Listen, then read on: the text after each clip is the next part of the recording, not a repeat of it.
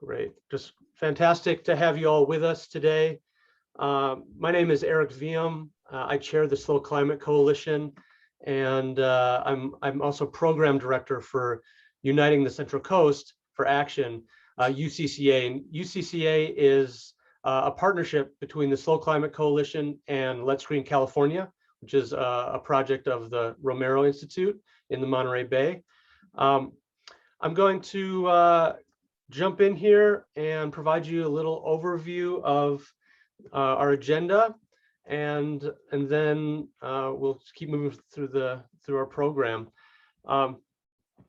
So I'm gonna just take a couple minutes to welcome everyone, provide some introductory remarks, and then we're gonna really jump into the core of our conversation today, which is a series of 4 case studies that are highlighting distributed energy resources and really looking at answering the question, how do distributed energy resources benefit our communities?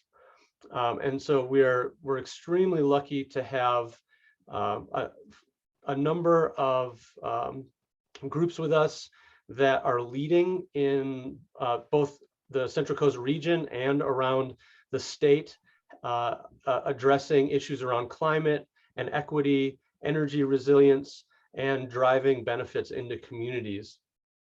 So we're gonna have an opportunity to hear 10 minutes from each of those case studies, and then after that, we're gonna have an opportunity to open it up for discussion.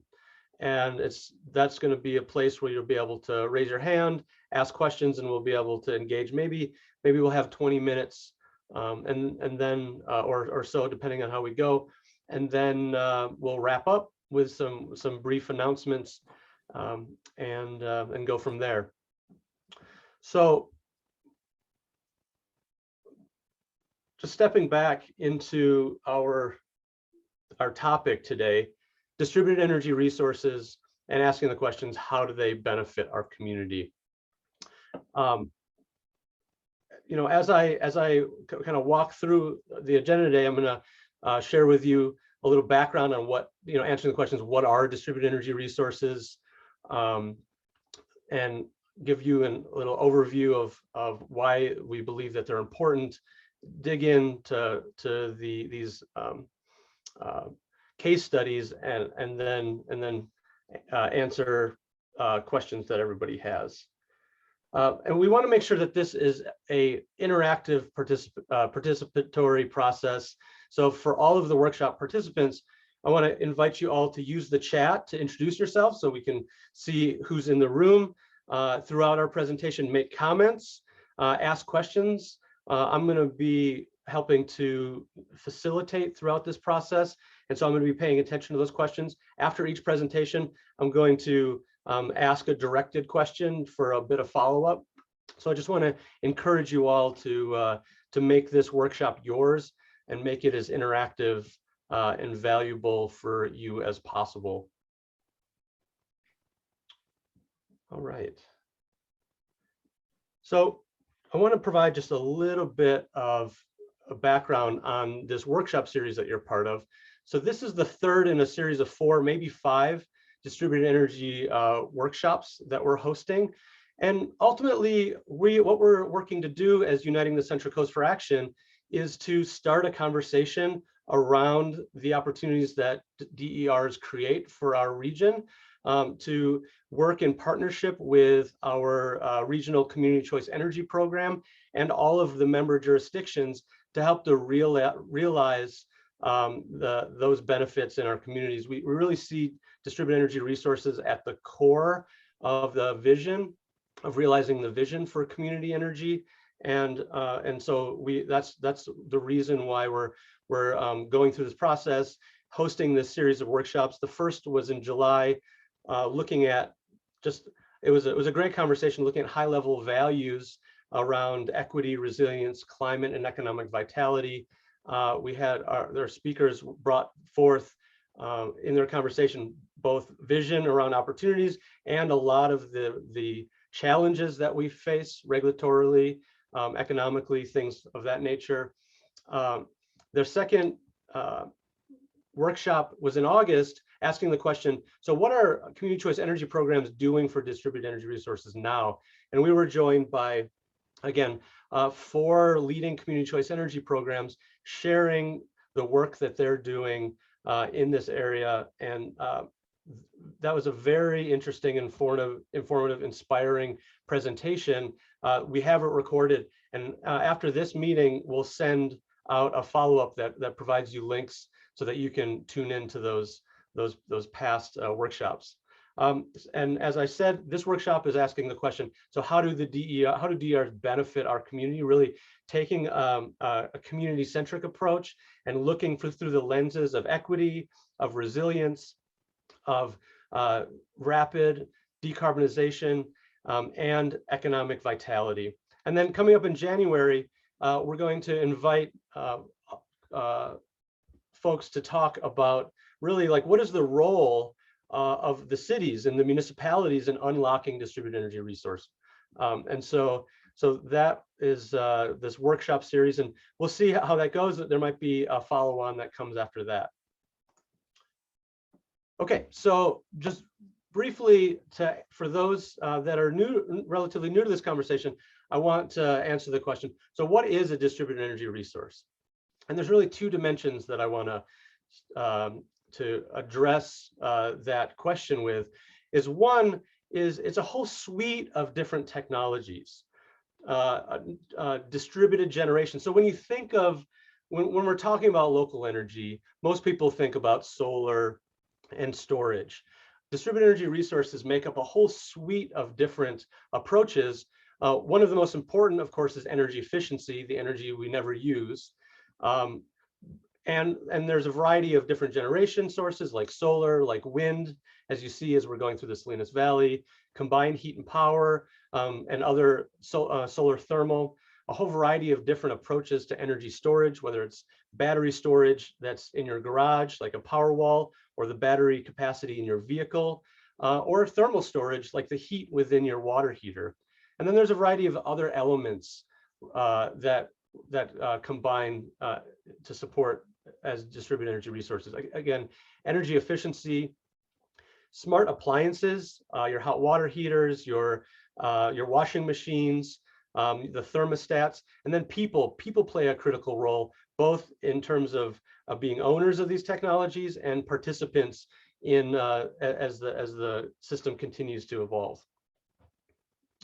And then the second dimension is around the scales at which we find distributed energy resources. You'll find them on the customer site behind the meter, like solar and storage, energy efficiency, those appliances. You can find them within the community, in your neighborhood, a neighborhood battery storage system, or a community scale solar farm. And then you can find them in a larger context at the substation level. And that can look like wind, that can look like solar, battery storage, and again, a whole variety of different technologies. So the point I want to leave with you here is distributed energy resources are diverse in technology and capability, and they are flexible in terms of where and how that they can be deployed within a community scale. So the case studies we're going to dig into today help us to start to reveal and to really see, like on the ground, what do these things look like, and what opportunities can we learn from these case studies to scale the solutions that are being proposed here and accelerate the impact that they are having for the community, for the customers, and for the community choice energy program. So really quickly, we're going to hear a great story around Granite Rock, which is a mining operation in San Benito County, and their green journey. We're going to hear from the TriCounty, the regional energy network, on an integrated multifamily retrofit, looking at how to create high-performing housing for farm workers. Really exciting project. Then we're going to hear about energy resiliency, which is something I know we're all very concerned about with wildfires and with accelerated climate, is how can we start approaching cost-effective energy resilience? How do we create facilities that support vulnerable populations and critical services in the event of disaster, and provide clean energy when we're in normal times? And then finally, we're really lucky to have back with us Jim Bach from MCE Clean Energy. He was with us at our last presentation, and the work that he's doing is so important and innovative that we asked him to come back. And he's going to be sharing with us the work he's doing and his team is doing around virtual power plants, and in particular supporting battery storage for vulnerable populations. So a little bit of a detour. I want to share with you some recommendations. Uniting the Central Coast for Action was invited to present to Central Coast Community Energy's Community Advisory Council October 5th. And in that presentation, we made some recommendations, and I want to just share those with you today so you're aware of how we're thinking and the direction that we see things going and what we're working working towards for support. The first is building on the great work that 3CE is doing and its peers are doing, both on the Central Coast and around the state. 3CE is taking some really meaningful actions, dipping its toes into distributed energy resources. And there's three particular opportunities that we see. One, accelerating their residential battery and DERMS program. We'll learn more about that from Jim Bach and MCE Clean Energy. The second is 3C Energy has a fund, about $15 million for energy resilience. We want to, inspired by the work of East Bay Community Energy, accelerate that fund into a full program, focus on vulnerable community and critical facility resilience. And then third, and this is so great that we have case studies today that dig into each one of these, the multifamily integrated retrofit, the work done in our neighborhood, in our neighbors in Santa Maria, to at scale 200 facilities, retrofit those facilities. The second recommendation is let's create some structures, some formal structures for community stakeholders. Excuse me, for community stakeholders to engage with Central Coast Community Energy to work towards advancing this vision of DERs. The third is there's a big statewide and even national conversation around the role of distributed solar and customer solar. And we feel that the benefits created by solar really demand that we continue to protect the sustainable growth of distributed solar. And so we're recommending taking action around that. And then finally, setting a goal. The state projects that 3CE territory, that 25% of total consumption will be met by distributed energy resources by 2030. And we want to, first of all, make that a reality because it's not determined that would be the case. But we want to actually go a step further and say, let's do a stretch goal and achieve 30% of consumption coming from distributed energy resources in 3CE area by 2030. Again, so those are some of the recommendations we shared with the Community Advisory Council and we wanted to share with you. Okay, so let's keep moving here. Right before we jump into the case studies, I want to provide an opportunity for the speakers to just really briefly introduce themselves, your name, your role within your organization, and just something else you want to share about yourself. So if we could start with Granite Rock's Steve Snodgrass. Please, Steve, introduce yourself. Good afternoon, Eric. I'm the Chief Financial Officer of Granite Rock Company, and I'm on the 3CE Advisory Board, and just kind of get my feet wet on that. And I'll be doing a presentation with John Erskine, who can introduce himself. John. Hey, my name is John Erskine, and I'm actually a geologist here at Granite Rock. I usually deal with rocks and dirt and that sort of thing, but it's been a great journey here that we've. Someone has spotlighted my video here or something like that. Anyways, it's been great taking this journey. John, thank you for being with us. We're looking forward to your presentation, and Steve as well. Thank you. Next, I want to just provide an opportunity for Marissa Hanson-Lopez from 3C Ren. Yeah, hi everyone. Marissa Hazen Lopez. I'm with the County of Santa Barbara and 3C Ren, and I'm the program manager for the Home Energy Savings Program, which I'll be talking more about in just a bit. Great, thank you, Marissa. And then Ted, who some of us met earlier in the conversation, Ted from EcoMotion. Good afternoon, everybody. My name is Ted Flanagan. I head up the EcoMotion team. We are a consulting firm based in Los Angeles. We are owners reps, and we help school districts and other clients get good solar and storage and microgrid deals. I'm originally from New York, worked at the New York Power Authority, also worked at Los Angeles Department of Water and Power, worked at a place called Rocky Mountain Institute, traveled around the world doing this kind of stuff, and I'm just thrilled to be here with you all. Thank you. Great, thank you, Ted. And then last but not least, Jim Bach. And again, Jim was with us at our last workshop and was kind enough to come back. So Jim, thanks for being with us again.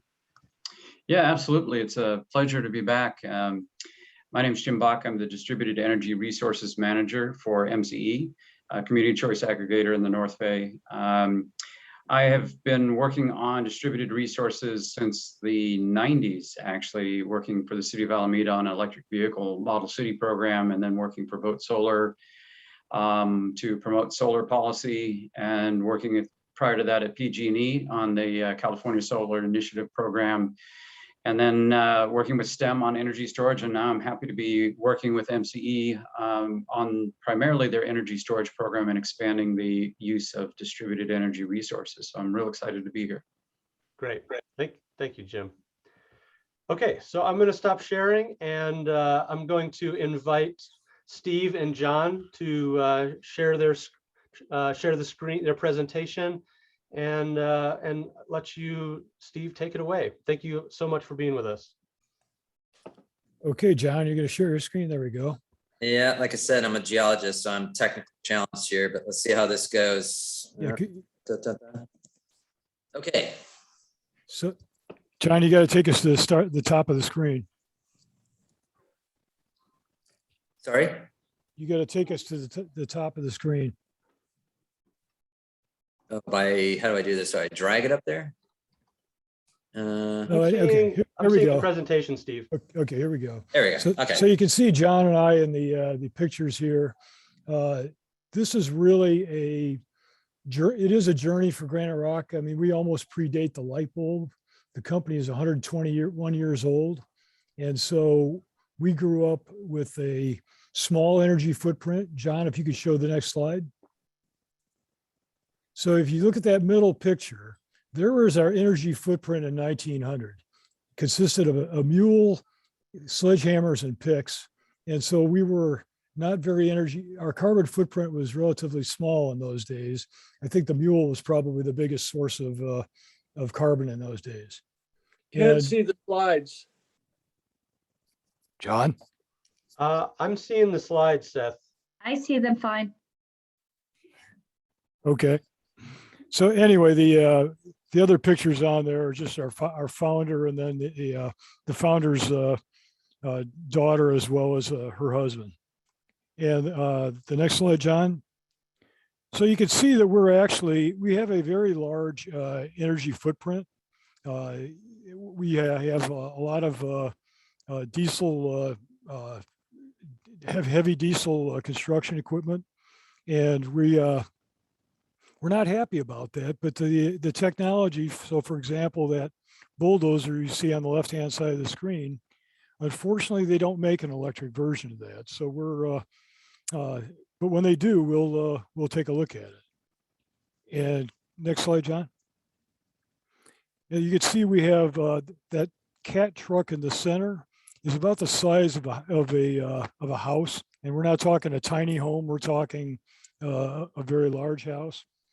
And so what you're going to hear about from John is how we're moving to a lower carbon footprint. And really, we're trying to chase the technology. The technology is getting better and better every day. And what you're going to hear about is the first steps of our journey. And then have us back in 10 years. Hopefully that yellow stuff will be electrified as well. John, over to you. Well, this is just another piece of our equipment here. It just shows you sort of the massive scale we're dealing with here. I mean, we sell rock by the ton. Construction projects are, a very significant source of greenhouse gases globally. So, but it gives also the real opportunity that if we can make a difference, we can really move the needle. So, going green helps our customers go green as well. And that's really been a driving force. So I think the real beginning of this journey took a great leap forward in about like 2013, 2014. And that's when the market for sort of low carbon concrete started to take off. These are concrete mixes that reduce the embedded carbon dioxide by reducing the amount of cement in the mix. And they typically can reduce the amount of carbon dioxide emitted by about 30% or so, but we've done mixes up to 70%. And so as this market started to emerge, it was for things like LEED certification, tech campuses, things like that. I heard someone today was, or I saw on the chat that someone's from the Monterey Bay Aquarium. Some of our green concrete has gone into the Monterey Bay Aquarium, UC Santa Cruz. So, a lot of our journey here to make a greener product is to service that market. So we're benefiting the community with DER by making a greener product. And it really feels like we're kind of at this tipping point now too, where, we're seeing a lot of Fortune 500 companies, for example, take decarbonization pledges. You're seeing in Marin County, they just set a new building code where it has a maximum amount of carbon dioxide that could be in a cubic yard of concrete. And also that, we see a similar sort of thing coming in the state. I think it's just a matter of time. So our journey is to help us compete in that market better, to make a better product. And it's very important that we do so economically. We have to be economically competitive because at the end of the day, this is a commodity and it's driven by price. So we've got to be economic as well as making as green a product as possible. So this is the A.R. Wilson Quarry. So this is located between Watsonville and San Juan Bautista in the Monterey Bay. And this is a great site for DER. And for multiple reasons. First of all, is like you saw, we've got a huge energy demand. I mean, we've got lots of equipment, use a lot of electricity. It's also serviced by a high voltage 60 kV line. So this allows us a lot of opportunity to do behind the meter DER, which is the most economic. And also, but probably the most important thing is just, we're big. This is 2,300 acre site and it's zoned for mining. And that gives us a lot of opportunities to really, move the needle with an economy of scale that just a lot of other sites can't do. So it's an ideal site for that. So our first solar array, so we have two solar arrays. Our first 1 megawatt, which is on about 4 acres and it has about 3,000 panels, was commissioned in 2018. And what you're seeing here is our current project. This is 5 megawatts. And 15,000 modules over 20 acres. And we're building this now. It looks almost complete, but we've still got a lot of wrap up to do. And we expect this to be commissioned in first quarter 2022. So, a really important part that's a real advantage of this site is that it is zoned for mining. And the state is encouraging mine sites to go green, to use green energy. And what it's doing is it's actually kind of streamlining the permitting process. It's saying, hey, solar is just part of your standard mining operations, just like anything else out there. So you don't need any special permits for this because it's just all you're doing is wrapped up in our existing mining permits for things like, say, grading. So you can imagine this 20-acre site, it required a lot of grading, but we didn't need to go do an additional grading permit and additional CEQA analysis because it's all wrapped up into our existing mining permits. So that it allows us to streamline the process to a lot quicker and a lot more economically than might be otherwise. And together, these two arrays are going to provide about 65% of our energy demand at the site, which is pretty incredible. And like I said, it's a giant site, so there's lots of opportunities for future work that we could do out there, but we're just looking for the right fit. And also, another thing I wanted to say is that another thing about the mine site that's really interesting is that the pad that this array sits on is essentially built on waste material. So as we mine our rock and we crush it down to size for use in asphalt and concrete, and I should say that that is our primary market. We don't sell granite for countertops or anything like that. It is used in asphalt and concrete, and it has to be a certain size. And as we crush it and screen it down to those sizes, a certain amount of waste fines are produced, too fine to be used in asphalt or concrete, but it makes a great fill material. So what you're seeing here is this array was placed on basically a giant pile of our waste material. So we're reclaiming that land for use for our green energy, which is pretty cool. So moving on. So this is our corporate headquarters. And there's several things about this, is that it was important to make a statement about our green values. So that's why the corporate headquarters was our next opportunity. And this was done in 2019. And this is a near net zero building. So we've reduced our energy consumption by 90%. And we did that in two ways. Is that we started off by a series of energy efficiency improvements. So we changed out all of our lighting to LEDs. We put some window films. This building is from the 90s, and yet it still has single pane windows, which is incredible. So we put some window films, which increased improved our thermal load. And then also we put a series of sophisticated controls on our HVAC system. So it allows the HVAC to operate more efficiently. So that reduced our energy consumption by about 40%. And then the solar on the roof added another 50%. So we're down about 90% of our energy use pre-project here. Now, a really important part of this project and the Aromas project is that these projects are financeable. So companies like Wells Fargo and Bank of America, they will take the tax credits and they could write you a lease taking advantage of those tax credits so it's a very well-priced lease. So the amount of money that we're paying monthly as part of our lease to Wells Fargo is less than what we were paying to PG&E before. So that helps pay for the system over time. And then once this whole thing is paid for, it'll be even more economical. So our latest project that we're just doing right now, also, this is up in Redwood City. So we installed a Tesla Megapack. It's a 647 kilowatt, 1374 kilowatt hour Megapack. That seems pretty big to me. But this isn't really like a resiliency play. This site would drain that battery in a few hours. It's not intended to be, say, like a backup generator, but it's purely working the peak shaving play. Yeah, so what it does is it charges during the night when energy prices are cheaper. And then during the day, when our asphalt and concrete plant is working there in Redwood City, it discharges. So it reduces our demand charges. So it's paying for itself by reducing our demand charges. And similarly, a really important thing about this site is that the SGIP incentives from the state. The SGIP incentives are paying for something like, I think it was 27% of the cost of the project. And that was really important to make this project pencil. And moving on, this vehicle electrification, this is the big question mark out there.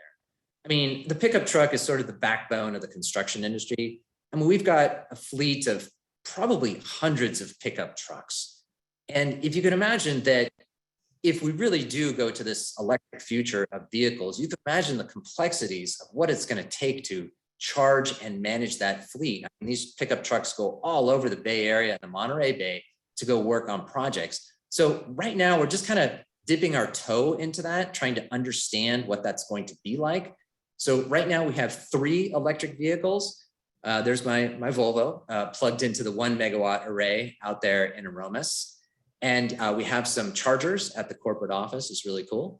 And we've got a Ford F-150, the Lightning, the electric version, on order. So we expect to get that next year. So right now we're just kind of learning the process, but that is, again, that's a real opportunity to move the needle in terms of carbon footprint.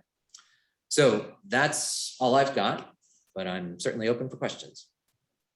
Great, Steve and John, thank you. Really interesting work that you're doing, exciting. We really appreciate your leadership. I'm excited about the expansion possibilities, right? With the amount of land that you have and what that opens up.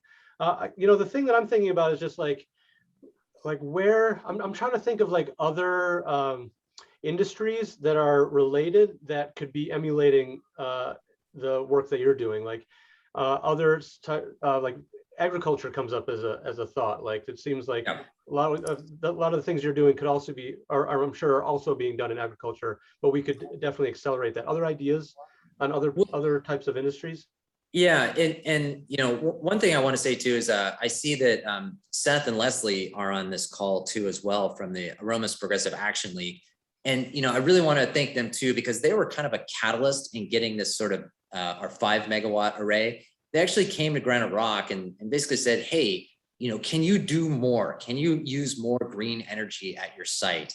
And we were thinking about doing the 5 megawatt, but getting that sort of push from the community, that definitely helped us move in that direction.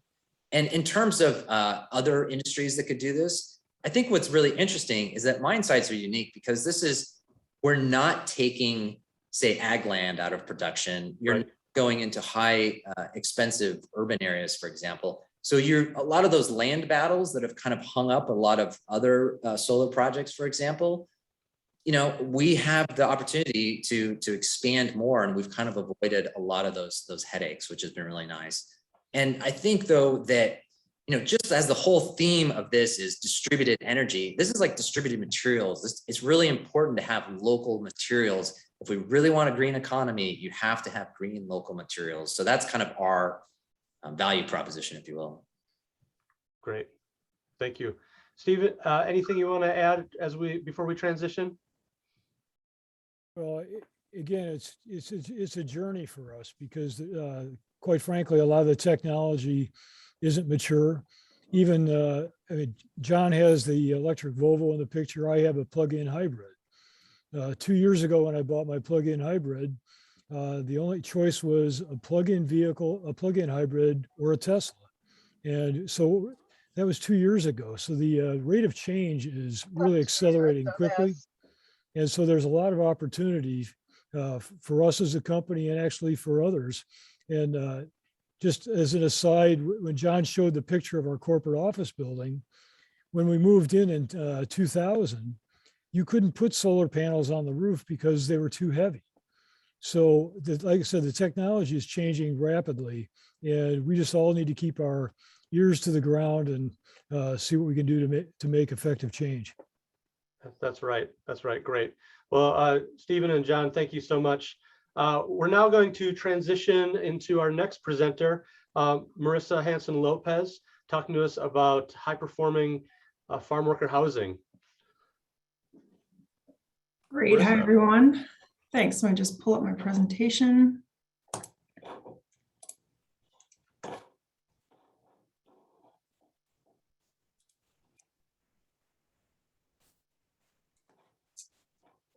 Are you guys seeing the slideshow or the notes? We can see the slideshow.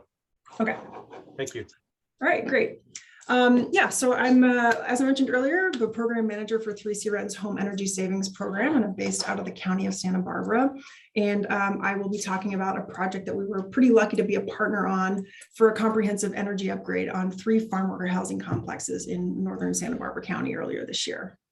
And then I'll also introduce a new program we just launched that is that this farm worker housing project kind of acted as somewhat of a pilot for. Oops.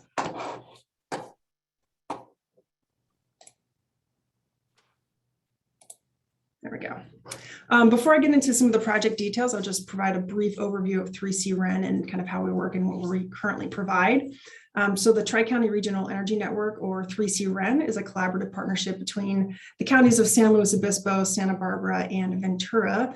And it was established to deliver energy saving programs and industry trainings that help reduce energy use, strengthen local job markets, and support efforts to achieve local climate goals. 3C Ren is funded by ratepayers through the Public Benefits Fund. So everyone who pays a utility bill each month pays into this fund, and 3C Ren is bringing some of those funds back to benefit the Tri-County region through the programs that we offer. We currently administer 3 programs. The first is Energy Code Connect, and it provides free education and assistance on changes and updates to California's building energy code. We've also got the Building Performance Training program that provides free trainings for current and prospective members of the building industry workforce, kind of on a variety of topics, all related to high performance building techniques. And then finally, the Home Energy Savings Program, which is our residential energy efficiency program that provides rebates and incentives to help homeowners, renters, and property managers make energy efficiency improvements to homes. All right, so on to the project. We partnered with People's Self-Help Housing, which is an affordable housing developer that serves 4 counties along California's Central Coast, and the Association for Energy Affordability, who was the project manager on this program. There were 3 project sites, 2 Los Adobes sites in Santa Maria and the Riverview Townhomes in Guadalupe. And each property was composed of roughly 65 units of low-income farm worker housing. And what made this project really financially feasible was People's Self-Help Housing and AEA's ability to leverage multiple rebate and incentive programs, including 3C REN, to cover a majority of the project cost. 2 of the other incentive programs that they were able to leverage were the Low-Income Weatherization Program, or more commonly known as LIWIP, and the Energy Savings Assistance Program as well.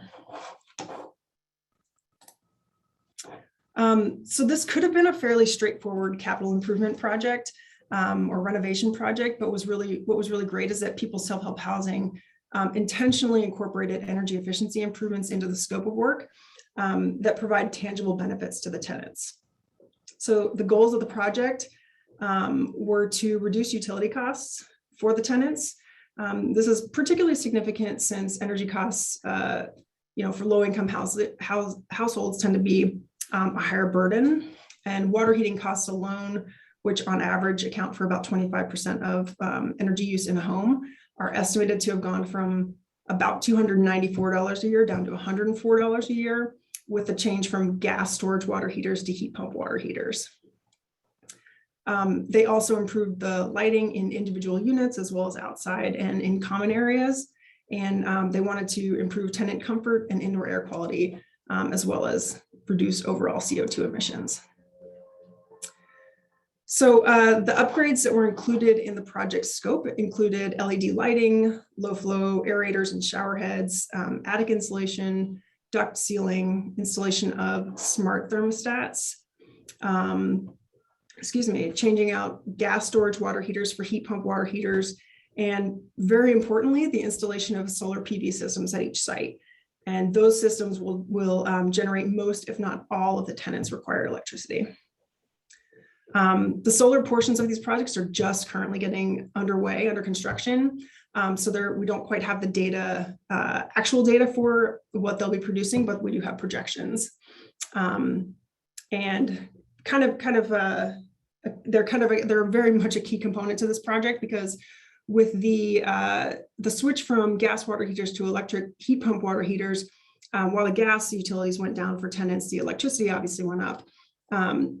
So that additional electricity usage will be almost entirely, if not entirely, offset.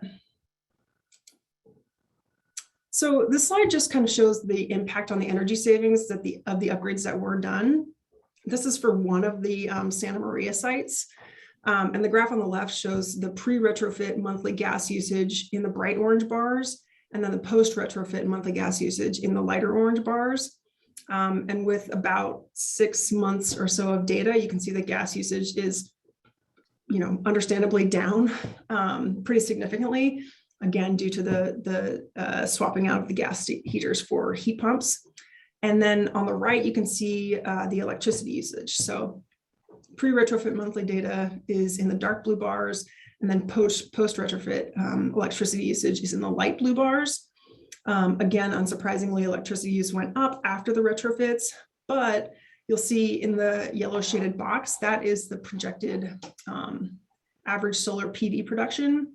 And even in the colder months, when the heat pumps might be using a little more electricity to heat the water, the net electricity use is essentially less than the pre-retrofit electricity use for the tenants.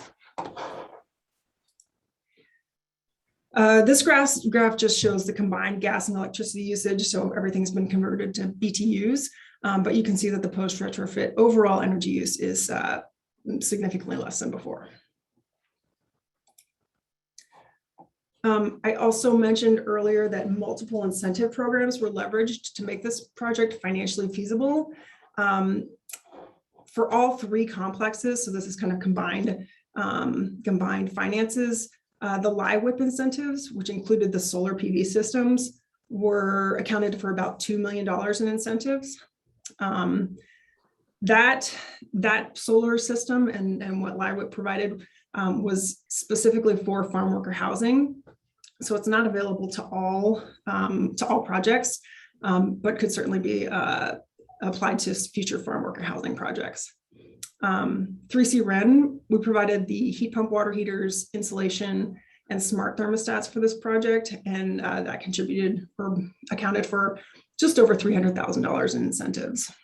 And then finally, the Energy Savings Assistant Program, which I believe provided low flow shower heads and lighting, accounted for about $200,000 in incentives. So overall, the cost to people self-help housing was about $200,000, and this was all for comprehensive upgrades in just under 200 units, 197 units.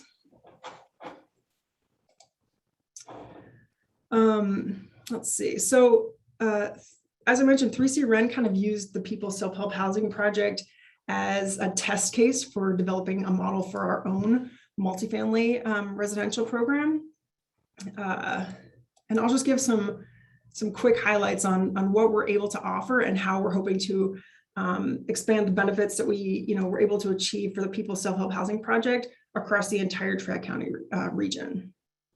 So we are very excited to have launched the multifamily program just last week. It's open for business, and we are currently taking applications for projects. It is a multi-measure whole building rebate program for existing multifamily properties that have 5 or more units located throughout the San Luis Obispo, Santa Barbara, and Ventura County region.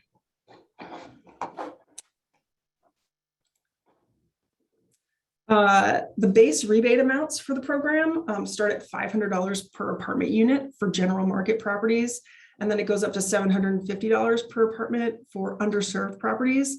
And to be considered underserved, a property would have to meet one of the criteria listed on the screen. And then, to qualify for the rebate, a project would have to do 3 or more measures and meet a certain threshold of GHG savings for the chosen upgrades. Pretty much, there are also some additional rebates available on top of the base level incentives.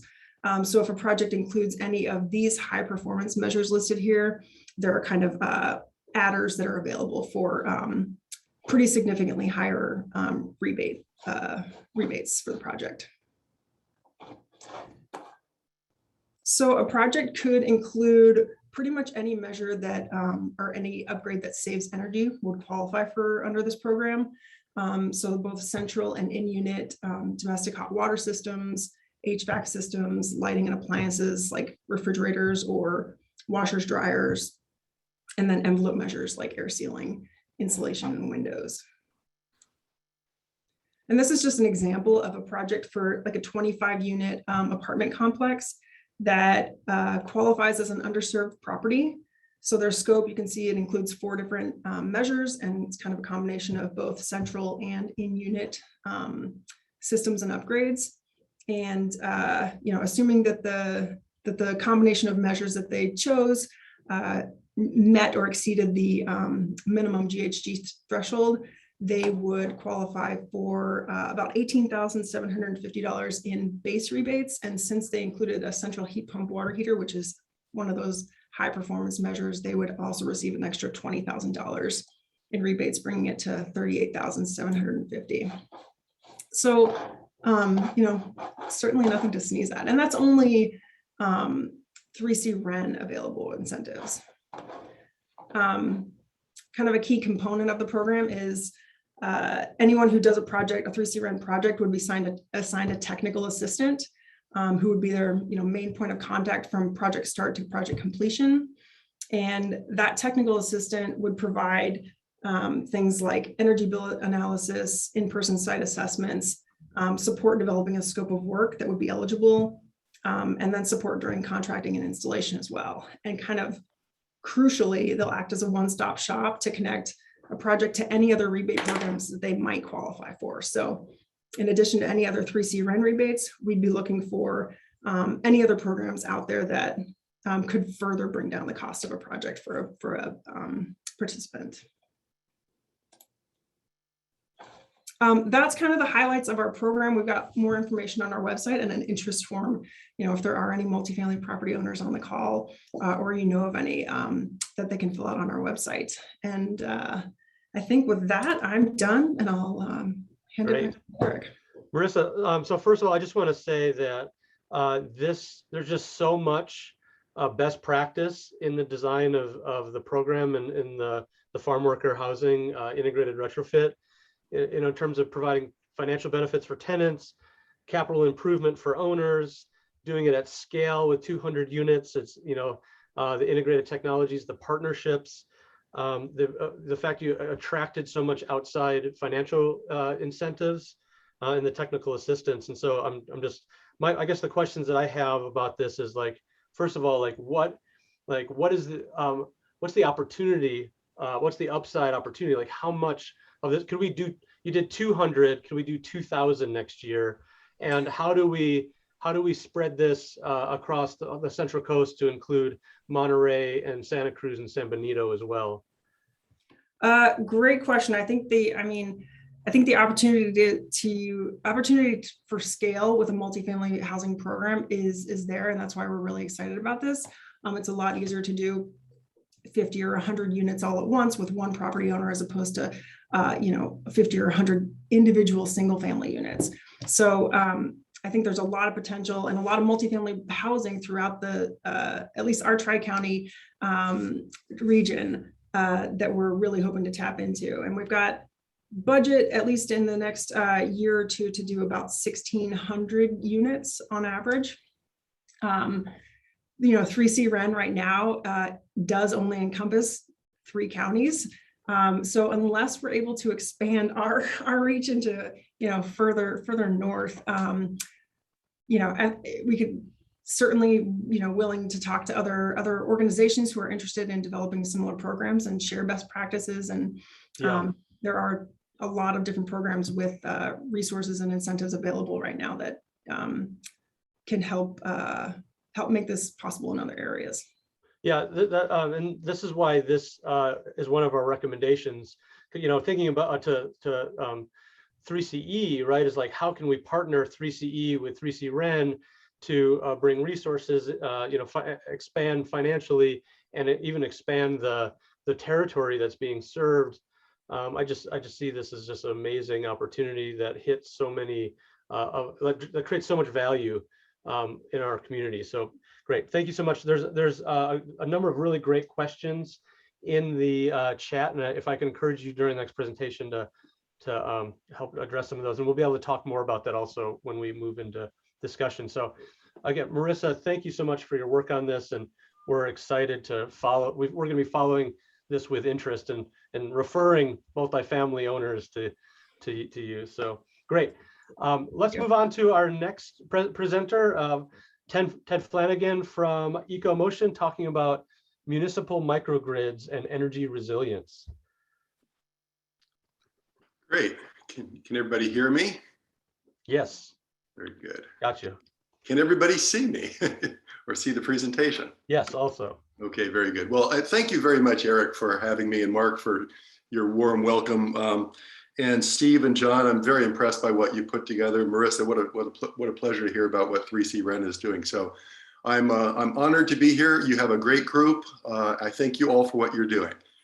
Our mission is the cost-effective greening. Everybody wants to go green, but our company, we're a consulting firm based in Los Angeles.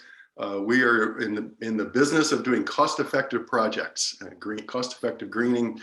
We're very proud of long-standing clients, which we think speaks to our company's reputation. We've worked for the city of Santa Monica for 14 years now, Capital Group companies for over 10 years, LA Metro for 8 years. So we work with schools, we work with cities, we work with corporations, and all sorts of different groups trying to do cost-effective greening. We're very proud of this installation in Orange County. We just trebled the size of the Capital Group's solar system in Orange County. It's the largest corporate solar system in Orange County. The first phase we did 10 years ago, we got them a 4.1-year payback. It was the largest corporate system in Orange County at the time. Edison's rules changed. We were able to treble the size of the system down there. They're doing it mostly because they want to attract qualified employees. That's really there, and retain them. Have a fun thing going with the New York Yankees. That's as a New York kid, it's fun to be an energy advisor for the New York Yankees. We have a large project going on right now in Chula Vista, a 49-site solar project that we have taken from feasibility through procurement. We're now about almost halfway through the construction. This project is going to save them about $80 million net of an O&M contract over the next 25 years that was bonded. We have solar-powered electric buses. We have a building to grid battery concept, a microgrid at the district office. Some pictures, recent pictures of it getting going. But I was asked to talk about what we did at the Santa Rita Union School District. And for me, it's a fun story. It's not all good, but it's a fun story. And I was given a call by this woman on the right, Nancy Pfeiffer, who's now up at Fremont Unified. And she'd heard about the Tesla, this was 3 years ago, she'd heard about Tesla's Gigafactory. And she heard about all these power packs and power walls and mega packs. I guess it weren't mega packs then. And she said, Ted, I want you to help me get batteries on my campus. And I said, how much money do you have? And she said, we don't have it. We have very little money. We had less than $1 million. And so I said, well, maybe you can find a consultant up in Northern California to help you. But I just don't think anything is going to work out. She's begged, and I said, well, let me have my guys, determine what your average loads are, and we'll start to think about how many batteries would be required to cover you. She wants 7.5-hour battery storage. That's sort of unheard of in California. Most battery systems are 2 to 4 hours.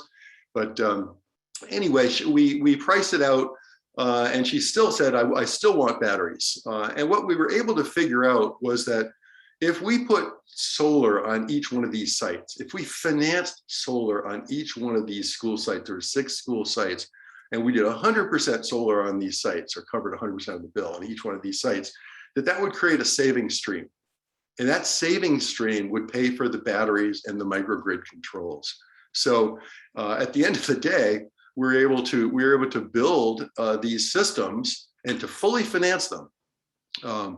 They wanted 7-hour battery storage. Our initial cost, we figured about $5 million. She had about $750,000 of Prop 39 funds. We ended up using those Prop 39 funds to put in really sophisticated energy management control systems for the HVAC and the lighting, so that if we incurred the perfect storm, which is all the kids have arrived, it's 8 o'clock in the morning, the batteries are full, but it's a rainy day. We're not getting any solar production, so we're relying on the batteries. We go into what's called battery mode. We figured out protocols for this on campus, but we employ the energy management system to drop loads on the campus. So at the end of the day, 6 fully financed carbon-free microgrids. These campuses can all island. They all have solar systems on them. They all have storage systems and controls so that they can island. And if they're managed properly, they can operate indefinitely in an islanded mode, right? So if we employ those energy management controls, and we are working in lockstep with what we call the battery protocols on the campuses, that we could in fact cover these campuses and keep them operating indefinitely, not just for a 1 or 2 day outage, but a long-term outage, which unfortunately in California is something we have to think about. Solar covers 100% of the district's power bill. Again, solar pays for the storage. Now, this is a shocking PPA price, 24.18 cents, a number I'll probably never forget for as long as I live. That sounds outrageous to me. I mean, we do a lot of PPA deals that are, 12 cents, 13 cents, 14 cents, 15 cents. This is really high. But the reality was this is parity. That school district used to pay about $250,000 a year to PG&E, and now they're paying $250,000 to Generate Capital, which is Jigger Shaw's firm that ultimately bought the project. During prolonged outages, we developed a term called PERCs, Powered Emergency Response Centers. These become community assets. We've talked about this with the city, with the county, with the Red Cross. fire department, police department. There's a lot of things we can do if we don't have any kids on campus, and we've got 150 to 250 kW arrays on these campuses. We can do a lot of cell phone charging and a lot of emergency activities as needed.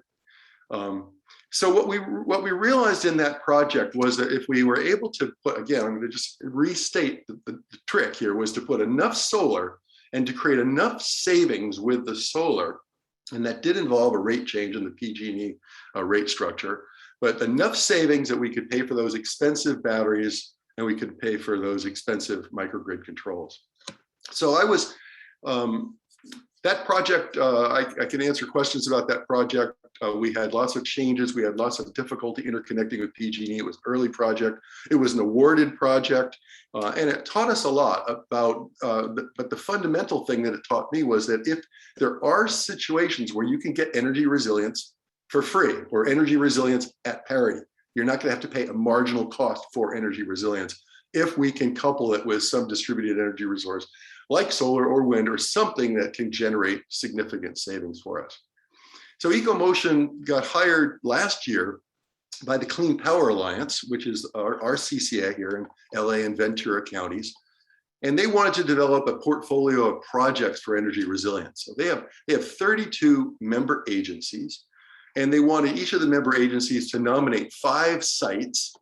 Think about it, that's over 150 sites, right? They wanted 160 sites, I guess. They wanted all these sites to be nominated, and then they wanted us to come in and to look at which sites would be good for solar storage and microgrid controls.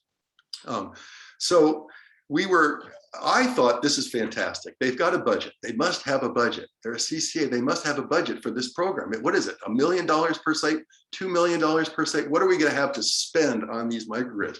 But no, they wanted us to follow the Santa Rita model. They wanted us to take a portfolio out to market and to get it financed.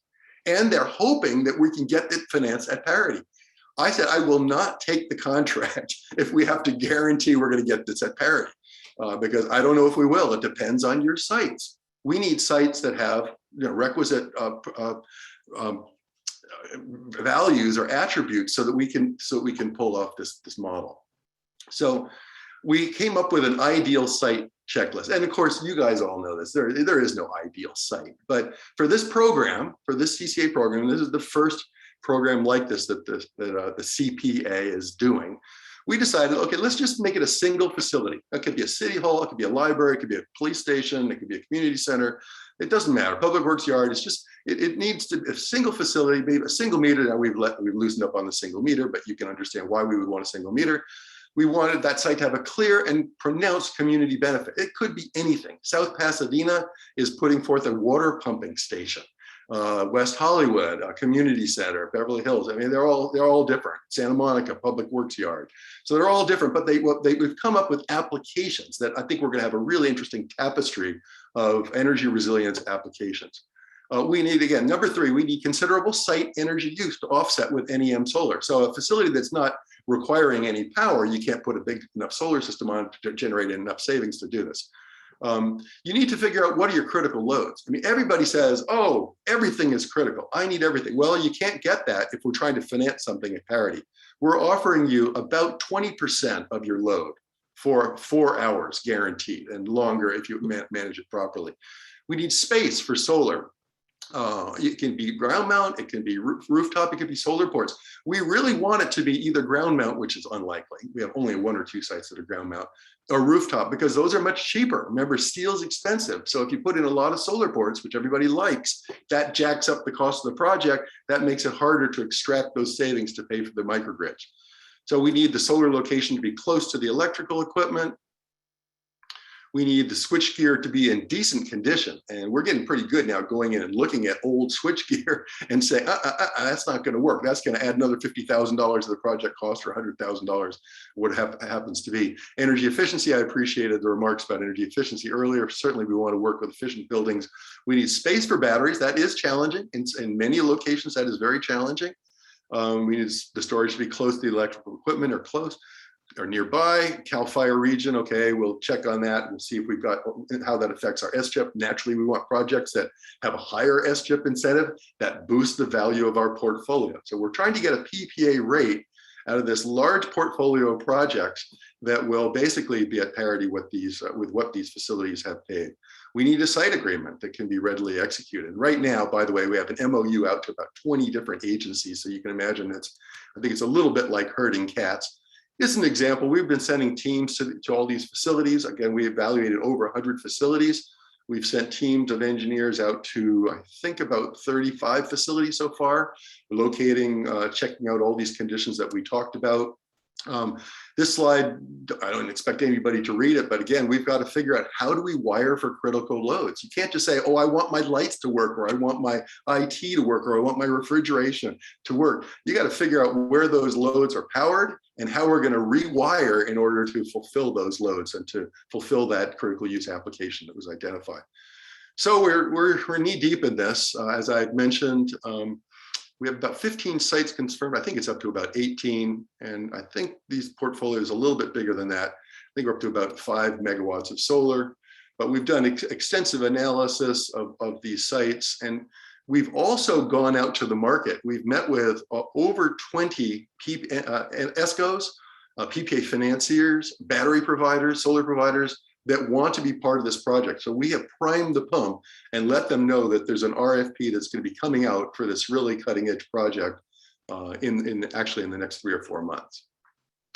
We then got hired by East Bay Community Energy to basically do the same thing. And East Bay has come up with a list working with their member agencies or their 15 cities of over 300 facilities that they want to harden. And it's really been interesting to see the different approaches. Our charge at CPA in Southern California is to try to do this at parity. Our charge in Northern California is a little bit different. We don't expect that portfolio to be at parity. So we expect that there's going to have to be a subsidy because a lot of the sites that have been provided are not going to create this savings model that we talked about. We're working on the first tranche. At this point, we've done all the municipal facilities in Berkeley and Hayward in terms of our site assessments. We're really psyched. We've got some really good partners for the project. We've got Point Energy Innovations, which is a really top-notch energy engineering firm headed up by my good friend, Peter Rumsey.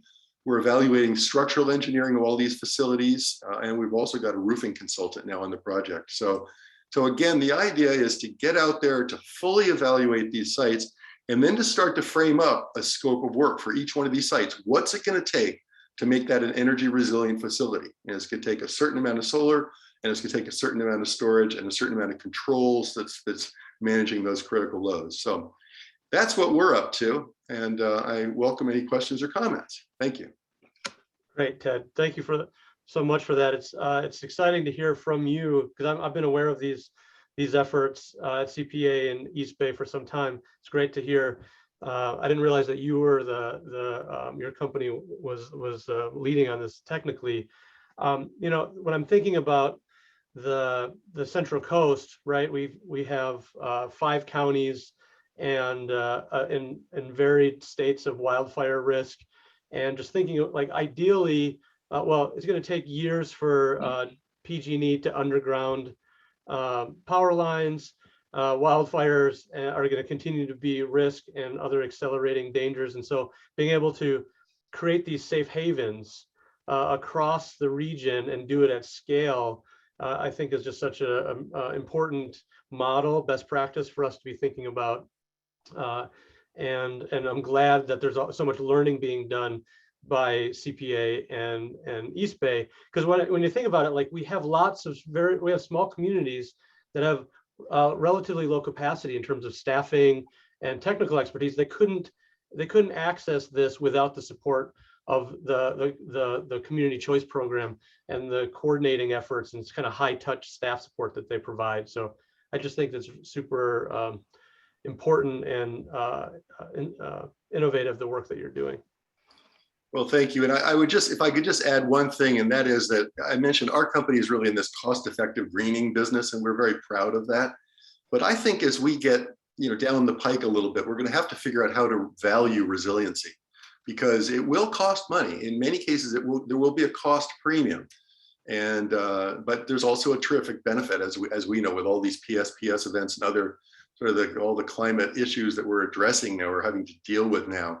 There's going to be a real need for energy resilience. So yes, we can do it at parity in some cases, and yes, there will be a cost premium in the future. Yeah, it's good to know that going into it. Thank Yep. you. Yeah, the valuing resiliency is a critical piece. Okay, let's keep moving here.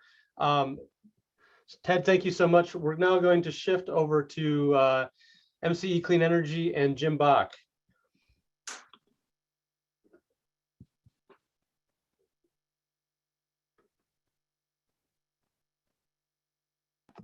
All right, can everyone hear me and see my presentation? There you are. We can see you now. Okay, great.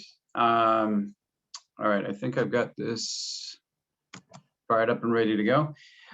So again, hi, my name is Jim Bach. I'm with MCE, and I'm going to talk a little bit about the community focus of our energy storage program and what the objectives are for the energy storage program that I described on the last call. But basically, this is a 2-year program to start with. We're looking at deploying 15 megawatt hours of dispatchable customer-sited solar combined with energy storage. It's actually the energy storage that we're putting together now with existing solar or potentially new solar. And this is really for peak load reduction as well as resiliency. So we're looking at the potential of adding 70 megawatt hours and looking at, after this 2-year program, at the end of this 2-year program, reevaluating how we want to structure this. But the central core of this is using a distributed energy management resources system management software that allows us to monitor and control energy storage and other devices. Again, the focus has been on resilience for customers, bill savings, for customers who are participating, but not only that, by reducing our peak loads, resource adequacy costs, we're reducing our costs for all customers. So this is not something that's just benefiting a handful of customers, it benefits all of our customers. By having energy storage paired with solar, we're helping get more solar on the grid and reducing overall emissions, which really aligns with our core goals and our values. And we're looking at the potential grid benefits of this as well, from a resiliency after events, outage events, as well as potential for infrastructure deferrals. The program has a prioritization for vulnerable customers. In fact, 50% of the program participation is targeted for vulnerable customers within our 4-county region. And these include our low-income and medically vulnerable customers, customers that live in disadvantaged or low-income communities, those that have had 2 or more public safety power shutoffs, or live in tier 2 or 3 high fire threat districts, or have electric well pumps that they rely on for water, as well as critical facilities and nonprofits that support these vulnerable communities. So there's a non-residential aspect to this as well, in that these facilities support those disadvantaged communities. This just gives you sort of a highlight of what our kind of service territory looks like in terms of low-income customers. If you see on the left there, the darker the green, the more low-income population in those areas. And on the top right, you see the disadvantaged communities in our service territory, and the high fire threat areas, tier 2 in the orange, and red, the tier 3. So we have quite a bit of our service territory that's covered by those designations.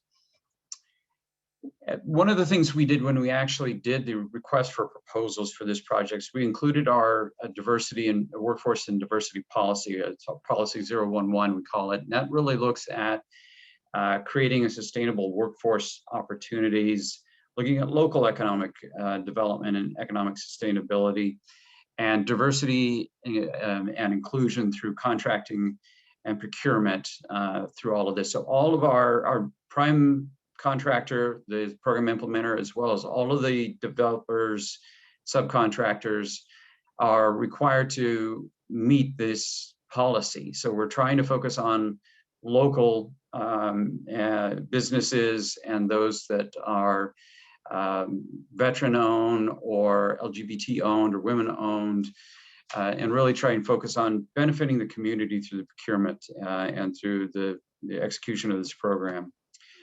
A part of the program is actually our workforce development element, and that we're partnering with Rising Sun Center for Opportunity in Oakland and Grid Alternatives. And we have specific goals for training and employing local workers, particularly from disadvantaged communities, which is what Rising Sun really focuses on.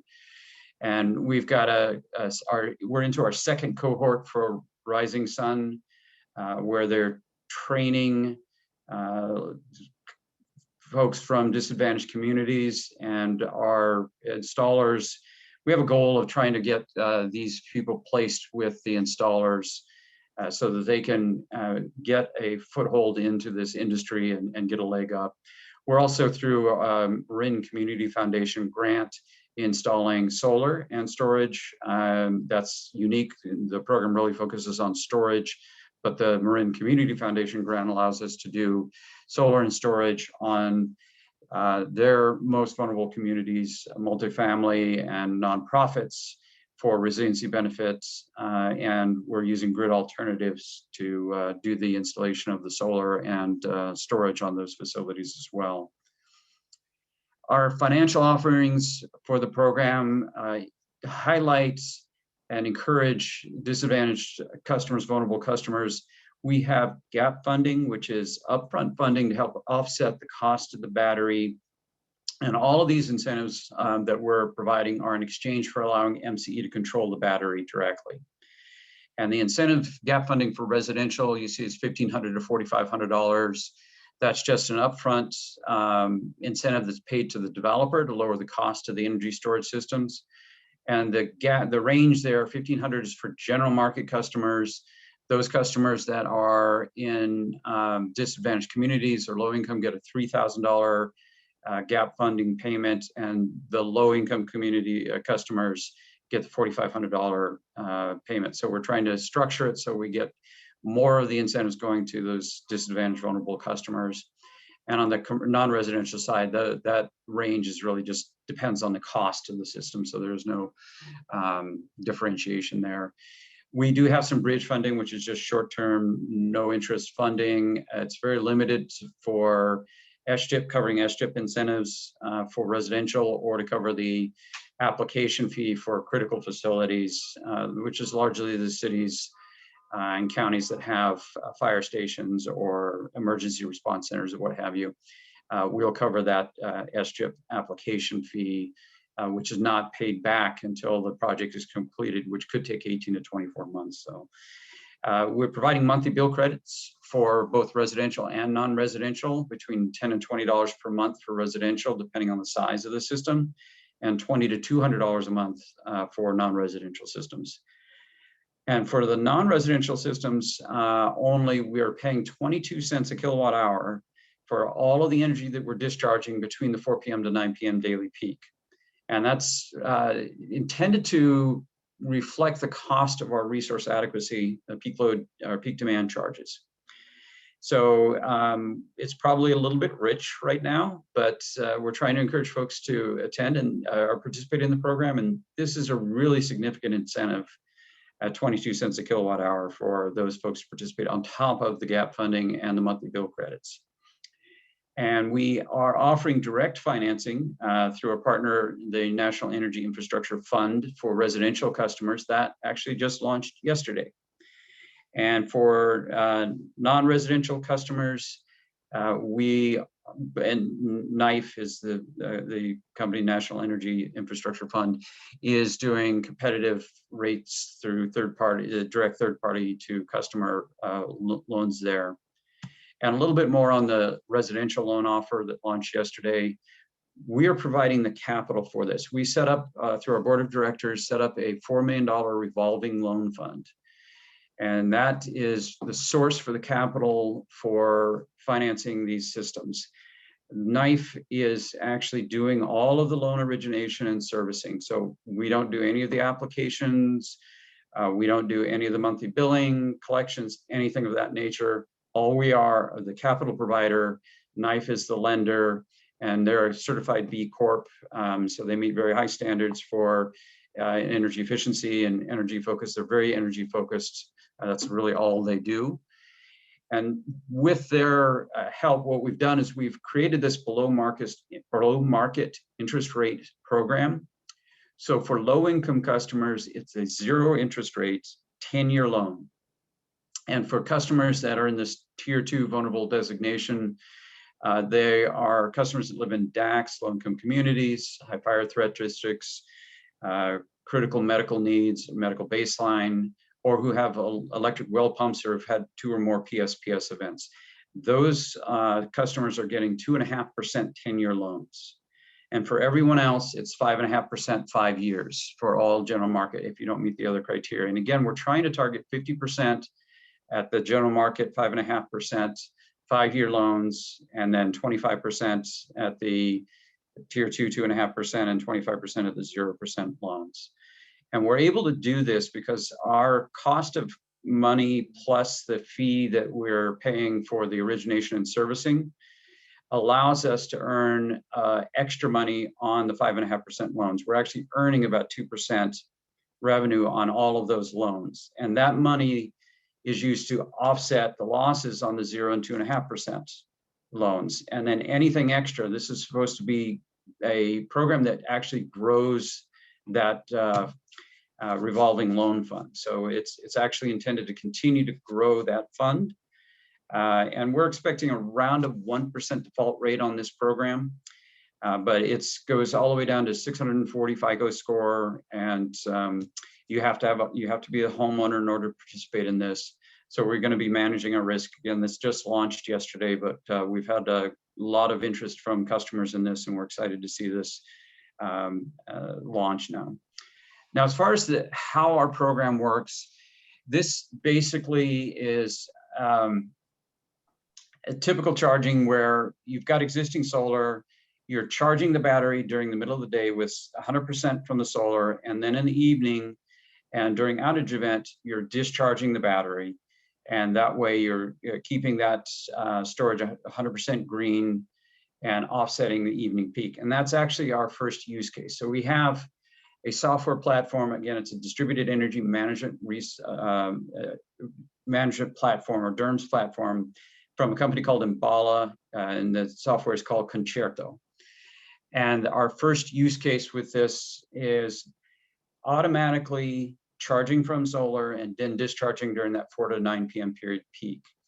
And that helps us do 2 things. Number one, it fills that valley in the middle of the day where you've got all this solar production. You're now charging those batteries. And that matches our cost curve much better. And we're saving money from doing that. Our customers are saving money because that's the lowest cost for them to be able to charge these energy storage systems. And then from 4 to 9 p.m., those systems are automatically starting to dispatch and offsetting that peak load. And that's when you got your highest greenhouse gas emissions and your highest costs from the customer for the TOU rates, and from MCE from our resource accuracy costs. So this is a potential significant savings from being able to do this. And we operate these as virtual power plants. So each individual customer, we monitor that through this DERMS platform. We're monitoring the state of charge. We're monitoring all of the charge and discharge events, and we're automatically discharging those systems. The customer doesn't have to do anything. There are no signals sent to them. They just sign up, they know what's going to happen, and it just happens automatically. The other 2 use cases are for resiliency. The first one is the public safety power shutoffs, and the third one is emergency outages. In both of those cases, the batteries go into solar self-consumption, and that is they operate autonomously, and they will just continue to try and maximize the state of charge on that battery by recharging with the sun and then discharging for critical loads during the day and into the evening. The difference with the public safety power shutoffs is, since we know when that's happening, we will instruct the battery to go into backup mode and charge to 100% state of charge and hold and maintain that 100% state of charge. We'll do that 24 hours in advance so that the customer's battery is at maximum state of charge. The way that this software works is actually we have two different software. One is a eTrack Plus. It's sort of a CRM type of the software. It communicates with our customer relationship management software. So all of the customer information, all of the load data, all of that goes through eTrack. The vendor can input the customer project data in there, and they can get the load data as well from our CRM. So, and it then connects all of that with the Concerto. The Concerto software, again, that's a DERMS platform. It's structured to be a virtual top node, in that we put the use cases in Concerto.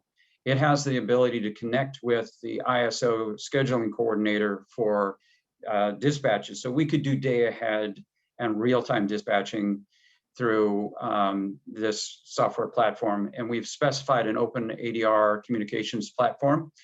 And that allows us to just use an open access platform to communicate with what's called the virtual end nodes, which are groupings from different vendors of distributed resource assets, or directly with the assets themselves. And that allows us to do that monitoring control. But the really neat thing about this is it's not just limited to energy storage. We can add any intelligent controllable device into this platform. So we can control EV charging, heat pump hot water heaters, smart thermostats, smart appliances. We're looking at adding all of these forms of distributed resources in the future. And that allows us to group them by either county, city, or circuit level. And that way we can do demand response, manual dispatches. We can do distribution infrastructure deferral, and that is looking at offsetting a PG&E investment in a substation. So we can dispatch systems along that circuit to reduce the peak at that circuit peak time, and then still do peak load reduction. So this creates a whole list of other potential value streams beyond just the resiliency.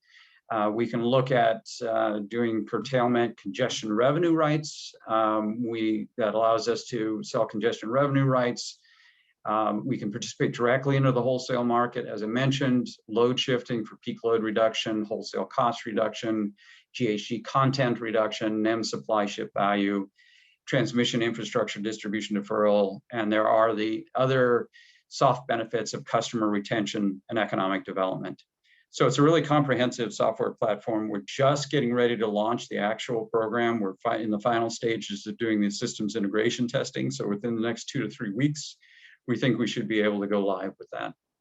And that's all I've got. I included in my presentation some additional background information. So you can look at that at your leisure. Thank you so much, Jim. We'll let you go along on that because this is just such an important evolution. I think this is really the first of its kind in the nation, isn't it? The work that you're doing. Yeah, I mean, we're not familiar with anything this comprehensive, and that includes everything from the workforce development piece of this to the financing part of it, to the focus on disadvantaged communities. We're in a unique position as a CCA in that we are not invested in the IOU business model of putting assets into the field, and that's what gets your rebates to determine your rate of return. We don't have that structure. We're community focused. We can focus on how does this best benefit our customers and the community at large. That's great. That's fantastic. And when I think about this, and we're coming to the end of our time, and unfortunately, I don't think we'll be able to get into conversation, but you can tell that there's a lot here to unpack and a lot of opportunity. And it's just great to have staff at these CCAs and contractors and consultants that are supporting this type of leadership. You know, I'm just thinking about like the farm worker housing multifamily project, 200 units that have the heat pump hot water heaters, the thermostats. All of those could be integrated into this software platform. All of the critical facilities that Ted is working on for resiliency, they could be integrated into this platform to create new revenue streams and to enhance the financial situation even better. So it's very exciting and important for us to watch. And I know 3C Energy is starting to investigate this, and I'm excited to really learn as much from you as possible so that we can move quickly to emulate. So with that, I will, I'm going to share my screen, Brett, and Brett, can you bring me up onto? Are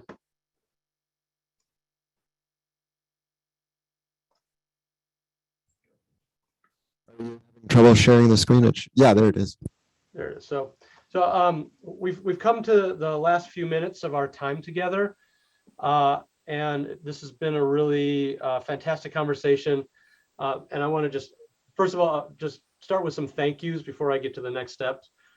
First of all, I want to thank all of our special guests today to come and share the amazing work that they're doing to inspire us to do the same. And so we look forward to continuing that conversation and are absolutely just open to opportunities to partner. I want to just appreciate all of the folks that have come to participate in this and to listen in. It was an action-packed series of presentations. And so there's definitely going to be a need for follow-up and kind of summarizing the key takeaways so that we can see what the obvious next steps are for us to move forward. And then last but not least is the amazing work of the folks at Uniting the Central Coast for Action, and in particular the Community Technical Working Group, Mark Woods, John Smigelski, Brett, Garrett, thank you so much for helping make this successful. And so I really appreciate that. So in terms of next steps, we're going to be hosting a follow-on presentation in January. We have a workshop really looking at the question is like community choice energy programs, as you can see, can play a critical role in helping to accelerate distributed energy resources, and the member jurisdictions, the cities, the counties can play an equally important role. And so we're going to look at what that might look like. And so we want to really encourage you across the Central Coast to invite your elected leaders, your staff, so that they can be part of that that conversation, so that they can start to see themselves as part of that solution in support of climate leadership, resilience, equity, and of course, all of these, the economic benefit, the cost savings, and all the value that we've really just started to uncover today in this presentation. And then finally, I just want to invite you all to join us in Uniting the Central Coast for Action. We're really here to create a unified voice in support of climate leadership to unlock all of these benefits in our community. And so that can look like joining our community technical working group. It can look like donating to our organization so that we can continue to bring quality content and communications to you. And that could also look like partnerships between organizations so that we can share resources and again multiply our impact through collaboration. So with that, I will again thank all of our special guests for coming and for all the participants, and we'll bring this conversation to close. Thank you so much.